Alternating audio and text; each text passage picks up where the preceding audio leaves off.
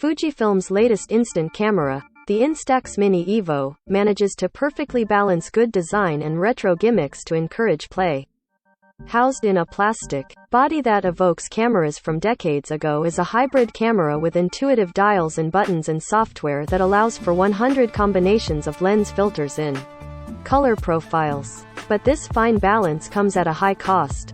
At $200, it is one of the most expensive Instax cameras that Fujifilm makes, only second to the Square SQ20. But it is also, by far, my favorite one. Fujifilm Instax Mini Evo. Verge score. 8. Good stuff. Bad stuff. Buy for $199.95 from B. The Instax Mini Evo primarily acts as a digital camera with the added bonus of being able to print photos onto Instax Mini Film. It's the successor to the Instax Mini Play that came out in mid-2019. But with the Mini Evo, Fujifilm dropped the incredibly useless audio recording feature and instead embraced a retro design. Most excitingly, though, the Mini Evo's vintage-looking dials and buttons aren't just a facade, they actually function. For example, there is a replica film advance lever on the top of the camera that is repurposed as a lever to print your photos. So clever. And a dial on top, which is typical of an ISO dial on a film camera, is programmed to change digital film effects. The dial around the lens even rotates for switching between lens effects. In previous Instax cameras, switching these effects meant digging through a rudimentary and confusing menu system, which the Mini Evo also has. But by having all these settings and physical dials, I rarely had to use that menu and therefore felt more compelled to play with these filters. The 3-inch LCD screen is clear and easy to see even in bright light, and the overall profile of the camera is slim enough that carrying this camera while out never felt like a burden. However, I do wish there was a viewfinder to complete the feel of using a film camera. The upside is the Mini Evo has a slimmer profile without it. There are 2 shutter buttons on the Mini Evo, one on top for taking landscape orientation photos and the other on the front, which better suits taking portrait orientation photos.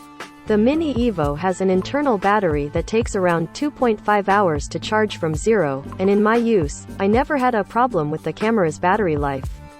It easily lasted through an entire weekend of casual snapshots. I am saddened by the micro USB port though. We are well into the USB-C revolution, come join us. This camera fell short on internal storage though. It only holds 45 images internally. For file sizes as small as 1 megabyte, this was a bit of a shock for me. And when a small, red Mini Evo icon popped up on the lower left corner of the screen, my first thought was not full storage. However, 1 gigabyte of external memory on a micro SD card will get you 850 images. Being able to choose what photos get printed and how many of them get printed is what adding a digital back to an Instax camera allows, but Fujifilm has always married that feature with gimmicks that rely on a poor user interface. With the Mini Evo, Fujifilm instead put those gimmicks on physical dials in buttons that encourage their use and make their use a lot more fun. With that, the screen is predominantly used for viewing your image and deciding whether or not to print it. Yes, you can get deep into the bad menu system, but your experience doesn't rely on it as heavily. All of this comes at the high cost of $200, though, which doesn't even include the film needed to fully utilize the camera, which will cost around $7 for 10 exposures. But with how well the Mini Evo is physically designed, how it allows flexibility on what to print, and how it actually encouraged me to play with filters, I'm finding that price a bit easier to justify. Agree to continue. Instax Mini Evo. Every smart device now requires you to agree to a series of terms and conditions before you can use it, contracts that no one actually reads. It's impossible for us to read and analyze every single one of these agreements.